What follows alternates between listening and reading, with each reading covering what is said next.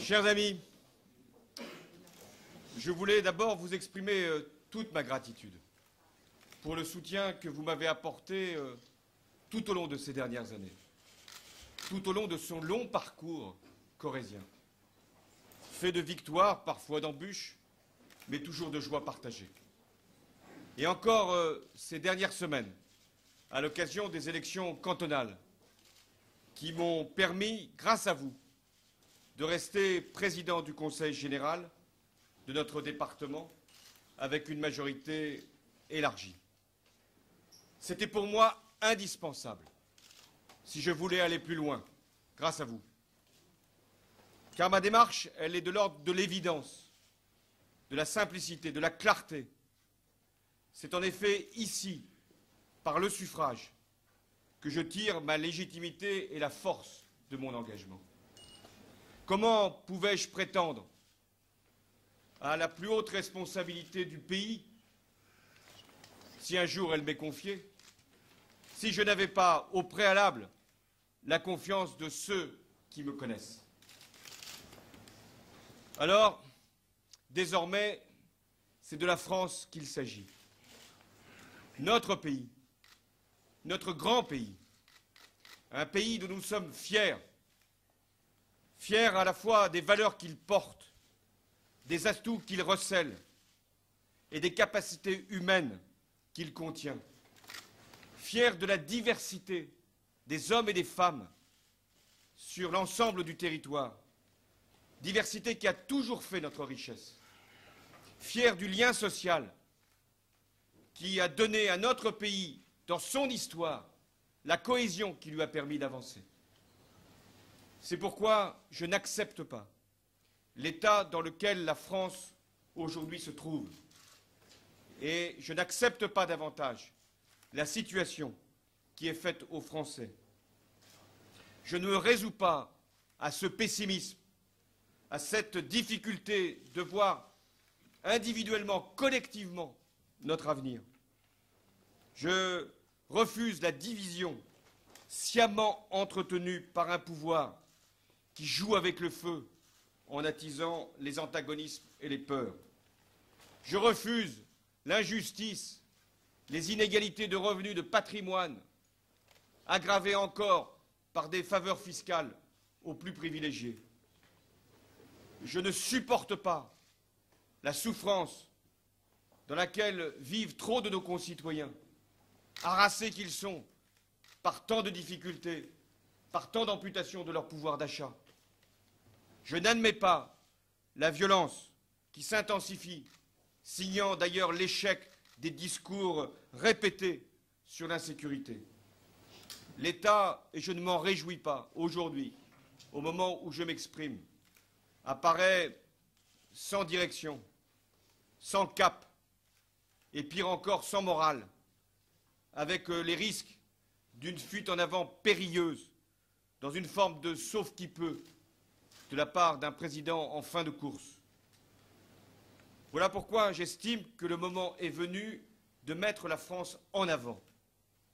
Mettre la France en avant, c'est lui donner un projet productif qui mobilise les forces du travail, mais aussi de l'épargne, les acteurs publics, État, collectivités locales, pour bâtir les emplois de demain et préparer notre avenir. Mettre la France en avant, c'est faire le pari de la jeunesse, de son éducation, de sa qualification, de son insertion, de son orientation, de son entrée dans la vie, de son accès au logement. De la réussite de la jeunesse dépend aussi la nôtre. Et c'est pourquoi il faut qu'il y ait ce pacte entre les générations qui permette à la France d'avancer. Mettre la France en avant, c'est faire le choix de la justice fiscale, sociale, territoriale. C'est de n'abandonner personne, ni aucun quartier, ni aucun espace, en métropole comme en outre-mer, et de faire en sorte que chacun puisse se sentir ici, en France, à l'égal de l'autre. Mettre la France en avant, c'est réconcilier, c'est rassembler, c'est unir autour des principes républicains. la dignité humaine, la liberté, mais aussi la laïcité, qui ne doit pas être un sujet de débat, et encore moins un pugilat, mais un ensemble de règles qui s'imposent à tous. Mettre la France en avant, c'est porter un message fort en Europe, celui de la suprématie, de la démocratie sur les marchés. C'est porter un message clair dans le monde, celui des droits de l'homme, celui de l'émancipation des peuples, mais de le faire avec constance, cohérence et respect. Voilà, chers amis, ce qui attend la gauche et les socialistes.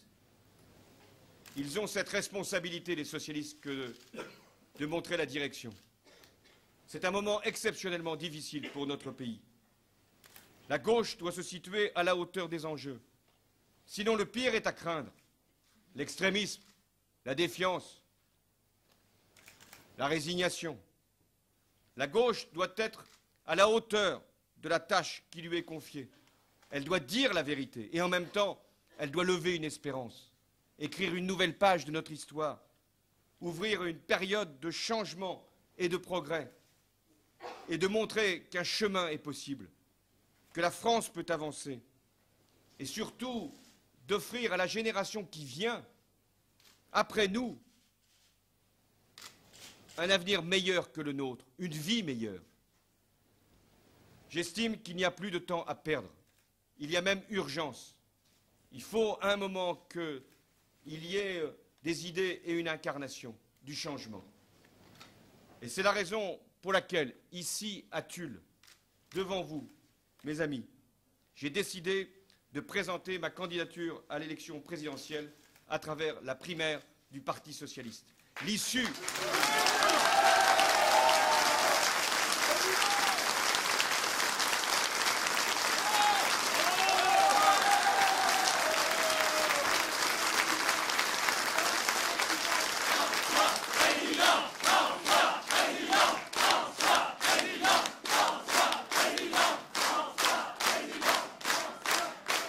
Permettez-moi de rajouter un mot, un seul.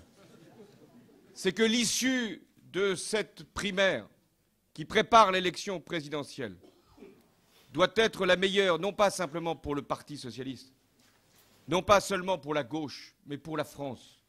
Ce qui nous attend, ce n'est pas une compétition entre nous, ce n'est pas simplement de savoir qui et pourquoi, c'est d'être capable de donner à la France et la fierté qu'elle mérite et aux Français la confiance qu'ils attendent. Merci. Merci.